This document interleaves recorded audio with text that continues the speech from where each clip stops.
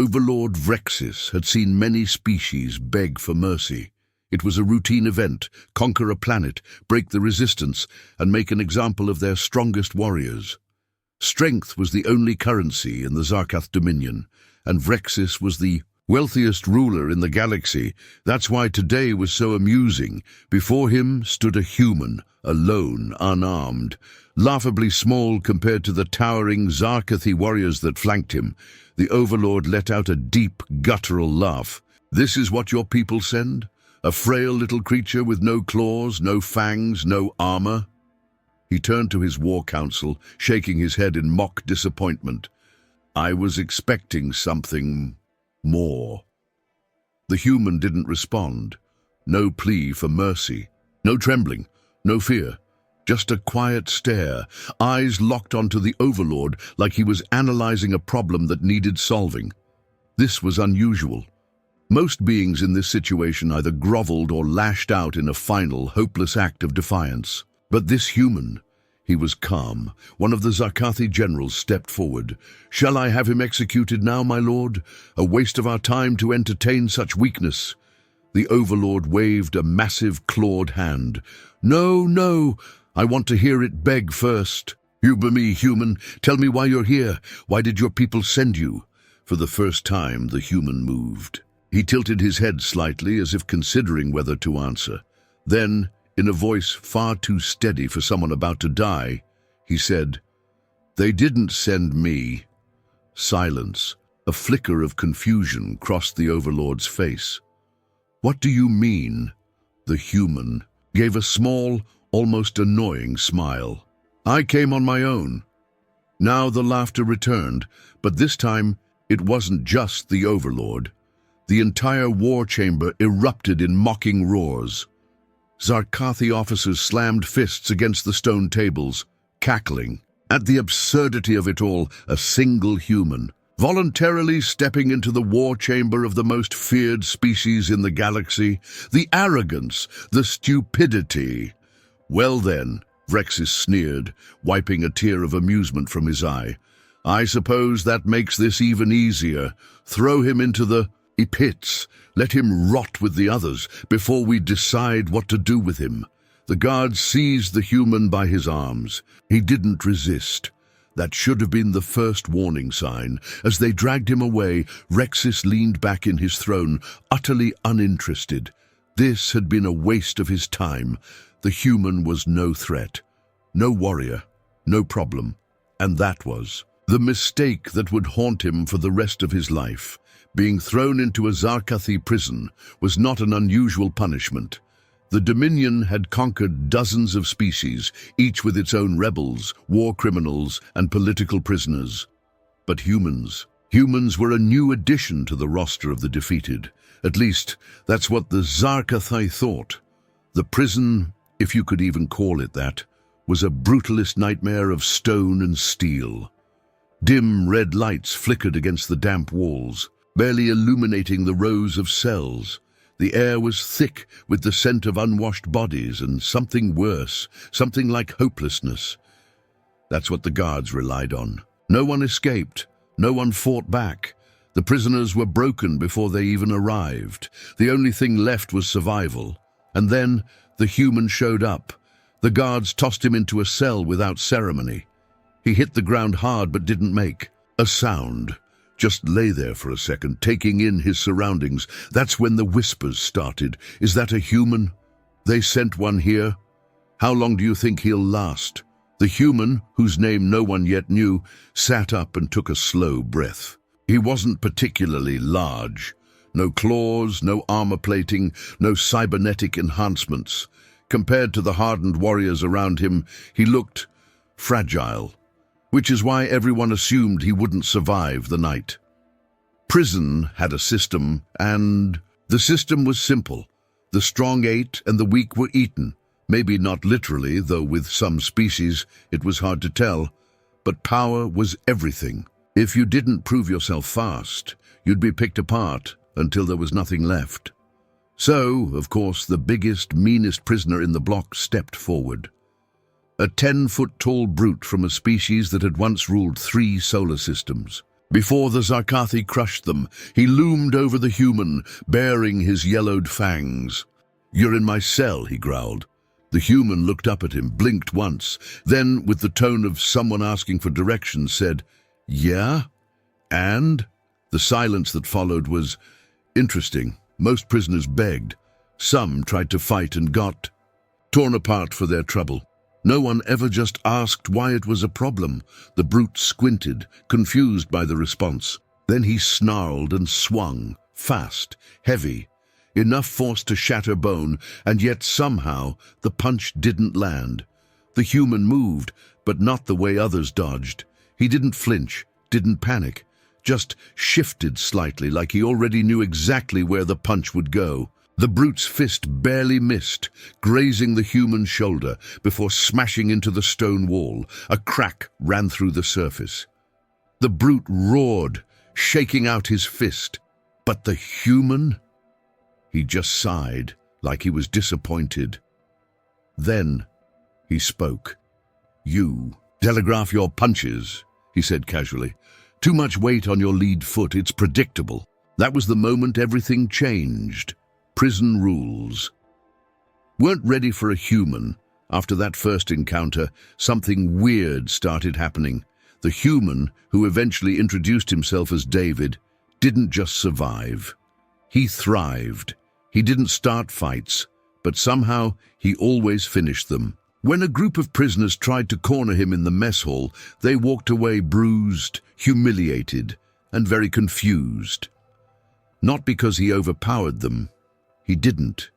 He just knew where to stand, when to move, and exactly how to make them trip over their own feet. Even the guards started noticing. Zarkathi officers were used to prisoners being predictable. But David, he was a problem. He never showed fear, never acted like a victim, and worst of all, he wasn't breaking. The other prisoners started watching him, studying him, and then they started listening. Because David wasn't just surviving, he was teaching. Here's the thing about prison. Most of the people inside weren't weak. They had been soldiers, revolutionaries, warriors, before the Zarkathi crushed them. But they had been fighting like their own species. David changed that. "Your stance is too rigid," he told a six-limbed reptilian. "Balance is everything. You keep leaning forward, someone's going to use that against you." To a species with 4 eyes, you focus too much on your main set. Peripheral vision is a weakness if you don't train it. To a towering insectoid, you've got a longer reach, but you don't use it right. You're wasting movement. He trained them. Not with brute force, not with raw power, but with strategy, efficiency. He taught them how to fight smarter, how to read their enemies, how to turn their weaknesses into strengths, and the other prisoners, they started to believe again. That was the real danger. The Zarkathi weren't afraid of strong prisoners. They were afraid of hope. The guards take notice at first. The guards ignored him. One human. Who cared? But then something changed. Fights stopped ending the way they were supposed to. The weakest prisoners weren't getting beaten down anymore. There was organization, strategy, discipline. It wasn't just a prison block anymore. It was a training ground. So the warden made a decision. "Bring him to me," he ordered. "Let's see how unbreakable he really is." David was taken from his cell, marched through the halls, and brought before the warden, an 8-foot-tall Zarkathi with battle scars running across his scaled face. The warden leaned forward. "You've been busy, human." David just shrugged. "Prison's boring." The warden grinned, showing rows of needle-like teeth. "Let's see if you're still so smug after a week in the pits." Now, this was supposed to break him. The pits were where prisoners went to suffer. No food, no light, no hope. But the warden had underestimated one thing. David hadn't just been training the prisoners. He had been training himself. The moment they threw him into the darkness, he stretched his shoulders, took a slow breath, and smiled to himself. Because now, it was his turn to have some fun. The warden thought he had won. A week in the pits. That was enough to break anyone. No light, no food, just darkness, isolation, and the slow, creeping madness that followed. It had worked before. It would work again, or at least that's what the Zarkathi believed. But this wasn't just anyone, this was a human, and the Zarkathi had no idea what. That really meant survival is in the blood. For the first 12 hours, nothing happened. David sat against the cold wall, feeling the rough stone beneath his fingers. His body ached from the last few scuffles, but pain was nothing new. The real challenge was the silence. Most species broke under isolation. Sentient minds weren't built for total darkness, for the kind of emptiness that made time stretch and twist. The lack of sound, of sensation, it turned thought into an enemy. But humans? Humans had spent thousands of years mastering isolation. Arctic explorers, deep-sea divers, astronauts. Hell, even prisoners on Earth had endured worse conditions. David wasn't breaking. He was adapting. He controlled his breathing, slowed his heart rate, focused on his surroundings. Even in the absolute dark, there was information to gather, the texture of the floor, the faintest shifts in air pressure, the way sound barely carried through the stone. This wasn't a punishment, this was training, and the warden had just given him a full week of it. Meanwhile, on the outside, the other prisoners noticed his absence. At first, they assumed he had been executed. It wouldn't have been the first time the warden had made an example of someone, but then the whispers spread. He's in the pits. And that was worse. The pits were where hope went to die.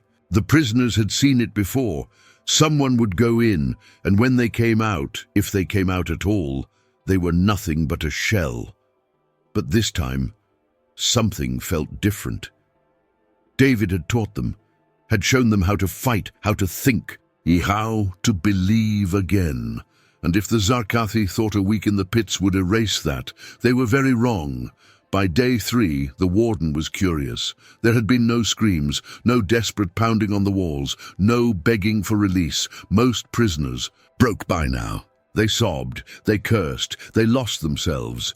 But when the guards checked the audio feeds, they heard nothing. Not silence, nothing. That was unsettling. Even more unsettling was the fact that when they finally cracked open the door and threw in a ration of stale protein paste, David didn't lunge for it like a starving animal. He just sat there, calm, controlled. He blinked against the sudden light, stretched his arms and smiled. "Thanks," he said casually. "Was wondering when you'd bring dinner." Dinner, not a desperate last meal, not survival rations, just dinner. The warden's mandibles clicked in irritation. This wasn't how it was supposed to go, so he doubled the time. 1 week became 2, then 3, and still David remained unbroken. The Zarkathi start to worry. By the end of the 3rd week, the guards had stopped underestimating him. Something was wrong. Prisoners weren't supposed to improve in the pits. They were supposed to emerge weaker, their spirits shattered. But David, when they finally pulled him out, he looked stronger. His movements were sharper, more controlled. His posture was relaxed, not beaten down. And worst of all, he was smiling. The warden's claws tapped against his desk as he studied the human. "You should be broken," he growled. David tilted his head. "Yeah? You sure about that?" There was something in his voice. Something dangerous, not defiance, not arrogance, confidence. The warden's stomach twisted. He had made a mistake. A very big mistake. The prisoners see what's coming. When David returned to the cell block, the entire prison stopped. Everyone expected him to be a shattered mess, to slump into his cell and disappear into himself. But he didn't. He walked in, stretched his arms, cracked his neck, and then looked at the nearest prisoner. "All right," he said, grinning. "Who's ready to train?" The Zarkathi had underestimated him. They wouldn't make that mistake again, but it was already too late. The guards should have seen it coming. A prisoner disappears into the pits for 3 weeks and comes back stronger. That wasn't normal. That wasn't possible, and yet there David was, standing tall, moving like a man who had just begun the fight. The warden had made a mistake, the kind of mistake that didn't just cost control, it cost everything. David didn't act immediately. That would have been stupid. No, he waited, observed. Let the Zarkathi think their punishment had worked. In the meantime, he spread whispers, quiet words in the dark. Ideas passed from cell to cell. The guards had become lazy. They thought their prisoners were too broken to resist. David proved otherwise. How many guards per shift? He asked. 8 during meal rotations, someone whispered. Back. 4 during off hours. Response time, 6 minutes if the alarm sounds. Too long, David muttered. We'll be gone in 3. No weapons, no problem. The best weapons weren't made of steel, they were improvised. David started small, testing pressure points, learning how to break Zarkathi joints. They were tough, sure, but their exoskeletons had weak spots. The others followed his lead. A sharpened meal tray became a blade. A loose pipe became a club. Even simple cloth, twisted the right way, could choke out an unsuspecting guard. And the guards, they still thought the prisoners were cattle. They wouldn't realize the mistake until it was far too late. The break began at nightfall. Most of the guards were tired. The warden had stopped reinforcing shifts, thinking the prisoners were too beaten down to fight back. David proved him wrong. The first guard never even saw it coming. A sudden snap. His arm bent the wrong way. A sharp pull, and he was on the ground, his communicator gone. The second guard tried to react, but only got halfway to his weapon before a sharpened tray punctured his throat. From there, everything unraveled fast. One by one, the prisoners moved through the halls, taking out guards before alarms could be raised. And when the sirens finally blared, it was too late. The prison was already lost. David wasn't just fighting the Zarkathi, he was hunting them. He didn't charge blindly, didn't throw bodies into the fight. That was how rebellions failed. Instead, he used fear. They cut power to sections of the prison, leaving guards in the dark. Strange sounds echoed through the halls, shuffling feet, whispers, the faint click of sharpened metal against stone. Guards panicked. Some fired wildly into the darkness. Others retreated, their mandibles twitching in uncertainty. David's voice cut through the silence. You thought we were weak, he said, his words bouncing off the cold walls. A guard turned, trying to pinpoint the sound, only for rough hands to drag him into the dark. Another one gone. The warden was losing control, and worse, he knew it. The warden was the key. As long as he stood, the remaining guards would fight. So David made sure that changed. With the control center under siege, the warden sealed himself inside, barking orders through the intercom. Contain the riot. Reinforcements are on the way. David clicked on the stolen communicator. Yeah? His voice was calm. Too calm. I don't think they're coming, pal. The warden hesitated. What? You think the High Command cares about some backwater prison? You think they're gonna waste ships on you?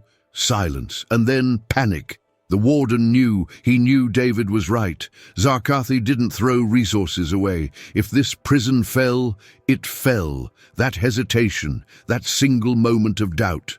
That's all David needed. The door was breached in seconds. The warden barely had time to react before he was yanked from his chair, thrown against the cold floor. He stared up at David, the human he thought he had broken. You should have killed me, David said simply. The warden swallowed hard.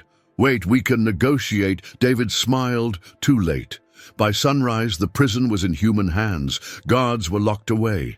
The warden was gone, and the prisoners, they were free, but David wasn't done, because now the real hunt began, and the Zarkathi wouldn't know what hit them. The tables turn. The Zarkathi had ruled this prison with an iron grip. They thought humans were weak, soft, too fragile to survive without chains around their wrists, but now? No, they were the ones trapped. The prisoners had been beaten, starved, and humiliated for months. Now they stood over their former captors, looking down at the creatures who had once sneered at them from behind energy shields and shock batons. Some of the Zarkathi still tried to fight. One leapt forward, mandibles clicking in fury, only to be caught mid-lunge. A sickening crack echoed through the room as his exoskeleton split. Another turned to run, but a noose of torn fabric yanked him backward. A sharp twist. Gone. One by one, the guards fell. Not just in battle, but in spirit. Their arrogance had been their downfall. And now, they knew it. The warden sat in his ruined office, hands shaking as he listened to the chaos outside. This wasn't how it was supposed to happen. Humans weren't supposed to win. They were primitives, beasts barely worthy of space travel, a minor. Annoyance to be crushed beneath the Zarkathi war machine, and yet his guards were gone. His prison had fallen. A red light blinked on his console. A distress signal. His last hope. He pressed the button with trembling claws. "Command, this is Warden Zelthak, emergency distress. The humans have—" A hand reached over and cut the transmission. David stood there, calm, arms crossed. "Yeah," he said, tilting his head. "I don't think they care, buddy." The warden's mandibles clicked in panic. You don't understand. David raised an eyebrow. "They'll what? Send reinforcements? Funny. You guys never send reinforcements." The warden's chest heaved. "Then, what do you want?" David exhaled. "You know, I thought about that. Thought about what would make this right." He leaned in, voice lowering to a whisper. "And then I realized, nothing. Nothing makes this right." The warden's eyes widened, and then darkness. There was an old earth saying, "Turnabout is fair play." The surviving Zarkathi were marched into the cells where humans had once suffered. The air smelled of blood and sweat, but now the stink of fear had joined the mix. The prisoners who had once been starved, now they controlled the food. The prisoners who had been beaten, now they carried the batons. One Zarkathi tried to protest. "You can't do this," he screeched. "We are warriors of the Empire." David crouched down, meeting his gaze. "And now," he said, voice calm, "you're just inmates." The cell slammed shut. Of course, David knew this wasn't over. The Zarkathi Empire would eventually hear about what happened, and when they did, they'd send someone to check. So David made sure they got a message first. The warden's office still had a working terminal. With a few stolen access codes and a little creative hacking, they sent a broadcast straight to the Zarkathi High Command. A simple video. David standing tall, surrounded by free humans. The once feared guards caged behind him. He smiled. "This is our prison now." The feed cut. Somewhere, light years away, a Zarkathi general saw that message. And for the first time in his life, he felt fear.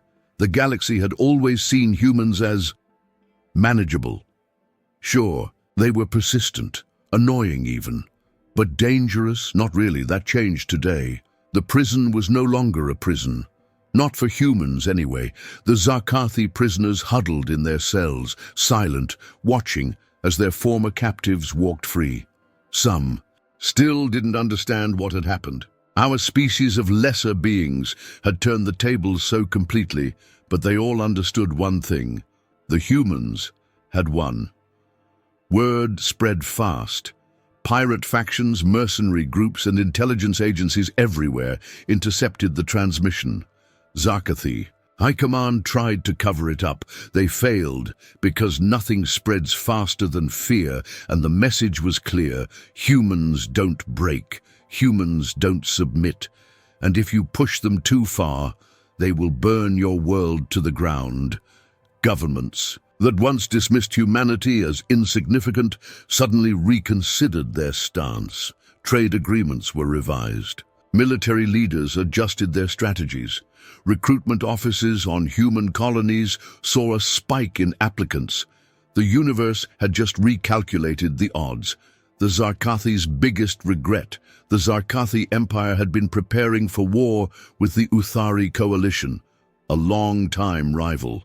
But now they had a problem, because they had just created a nightmare, a species that didn't just resist them, but humbled them. And worse, humanity knew. They knew the Empire wasn't invincible. They knew the Zakathi could bleed, and nothing was more dangerous than an enemy that knows your weakness. From that day forward, humans were no longer just another species in the galactic records. They were a warning. Some whispered about them in hushed voices. Others watched them with newfound respect, but one thing was certain: no one would ever underestimate humanity again.